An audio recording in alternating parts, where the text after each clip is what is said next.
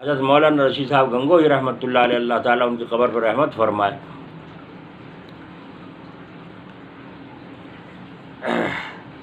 افغانستان کے گورنر نے آپ کو 1,00,000 روپیہ ہدیے میں بھیجا، تو آپ نے لکھ کر اس کے جواب میں فرمایا کہ یہ آپ نے جو تحفہ اور ہدیہ بھیجا ہے جی دل بہت خوش ہوا، مگر کیا کروں، ضعیف ہو گیا ہوں، بوڑھا ہو گیا ہوں، اتنی رقم کی حفاظت نہیں کر سکتا، اس لیے اس کو واپس کیا جاتا ہے۔ دیکھیے کیا حالت تھی، جب کھانے کا وقت ہوتا تھا آپ اٹھ کر بے تکلف چھڑی اٹھا کے اپنا چل دیتے تھے گھر میں، مطلب نہیں کچھ کسی سے، اتنی استغنا تھی مخلوق کے ساتھ کہ مخلوق کی کوئی پرواہ پچھوا نہیں۔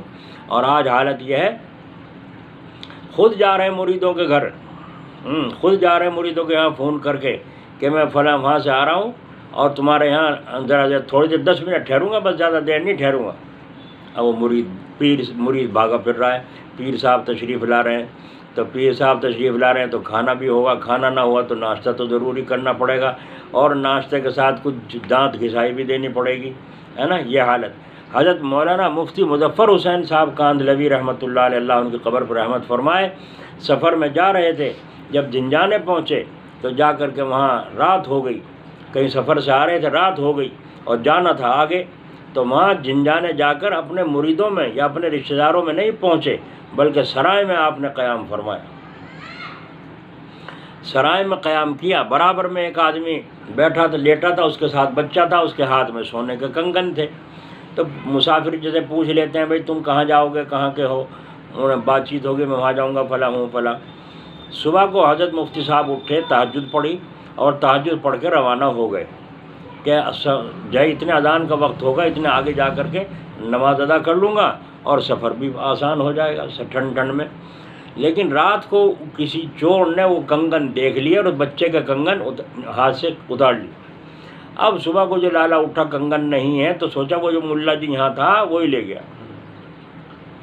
اب انہوں نے رات بتائی دیا تھا فلاں جگہ جانا ہے، لالا بھاگا، راستے میں لوگوں سے پوچھا ایسا ایسا آدمی دیکھا، ملا کہاں دیکھا، اور بھاگا تیزی سے جا کے مفتی صاحب کو پکڑ لیا اور کہا کنگن لا۔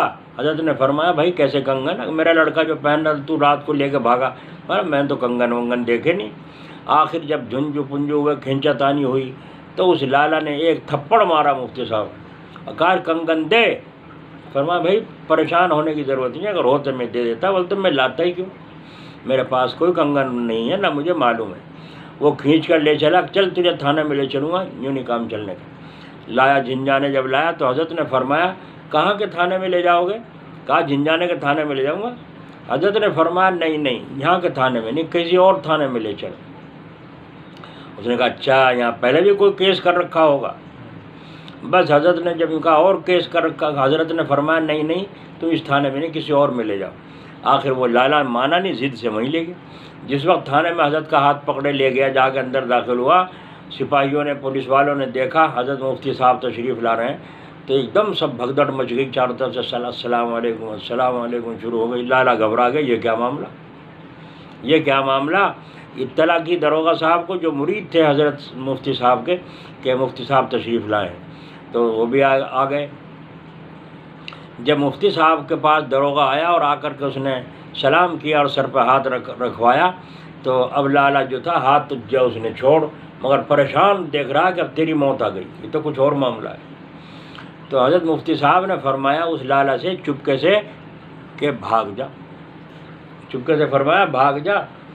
وہ تو بھاگا، داروغہ نے کہا کہاں جا رہے ہو، ٹھہرو، ٹھہر گیا۔ فرمایا جانے دو، کہ نہیں پولیس نے کہہ دیا تھا کہ ایک آدمی آیا ہے، مفتی صاحب کا ہاتھ پکڑ رکھا، اس نے زبردست کھینچتا ہوا لا رہا تھا، اس انداز یہ کچھ سمجھ میں نہیں آئی بات۔ تو داروغہ نے کہا ٹھہر جا، کہا نہیں تم جانے دو اس کو، تم اسے روکو گے مجھے تکلیف ہوگی، دیکھو اللہ والے کا حال، ظرف دیکھو، تم اسے روکو گے مجھے تکلیف ہوگی۔ اس کے بعد داروغہ جی چپ ہو گئے، لالا بھاگ گیا، چلا گیا۔ اس کے بعد حضرت مفتی صاحب فرماتے ہیں کہ جب بڑے بڑے مجمعوں میں میرا بیان اور استقبال ہوتا تھا اور مسافر لوگ کرتے تو میں یوں کہتا اپنے جی سے، دیکھ یہ اللہ کا فضل ہے، ورنہ تو وہی ہے جو فلاں جگہ لالا نے تیرے تھپڑ مارا تھا، تیری اوقات کیا ہے، یہ سب اللہ کا فضل ہے۔ تو دیکھا ان بزرگوں کا، ایک تو خاندانی اثر تھا، دوسرے صحبت ایسے لوگوں کی نصیب ہوئی تو مزاج کیسا شاہانہ. تو یہ تھے ریاست کے مالک، یہ تھے حقیقت میں آخرت کے جو ہے سردار، جن کو اللہ تعالیٰ بنائے گا آخرت میں. تو ہمیں ایسے لوگوں کی صحبت حاصل کرنا چاہیے جو اللہ سے جن کا تعلق ہو، جس کے متعلق امام غزالی رحمۃ اللہ علیہ نے اور حضرت شیخ زکریا رحمۃ اللہ علیہ نے بھی اپنی اس میں فضائل صدقات میں 11 علامتیں لکھی ہیں. جو عالم آخرت ہیں، اللہ عالم باللہ ہیں، اللہ والے ہیں، ان کی 11 نشانیاں ہیں. تو بھائی اس طریقے سے جو ہے ان لوگوں کے حالات تھے. حضرت شیخ زکریا رحمۃ اللہ علیہ کے پاس ایک بزرگ آئے، پرانے بوڑھے. انہوں نے کہا حضرت تمہارے مدرسے میں کیا پڑھایا جا رہا ہمیں تو پتہ نہیں، تم جانو.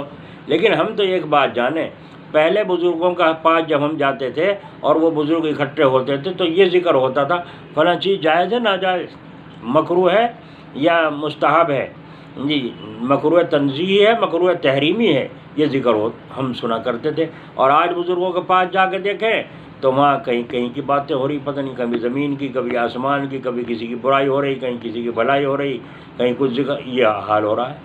تو صحیح فرمایا انہوں نے کہ پہلے لوگ حقیقت میں اللہ سے رشتہ تھا تو وہ جائز ناجائز کو دیکھتے تھے کہ اللہ تعالیٰ کس سے راضی ہوتا ہے، کس سے ناراض ہوتا ہے. تو اس لیے خاندانی رنگ اور ہوتا ہے اور زبردستی کا چڑھایا ہوا رنگ اور ہوتا ہے. اللہ تعالیٰ اپنے فضل و کرم سے ہمیں جو اس زمانے میں بھی اللہ کے مقبول بندے موجود ہیں ان کو دیکھنے کی، سمجھنے کی، پرکھنے کی اور پھر ان سے تعلقات قائم کرنے کی توفیق نصیب فرمائے.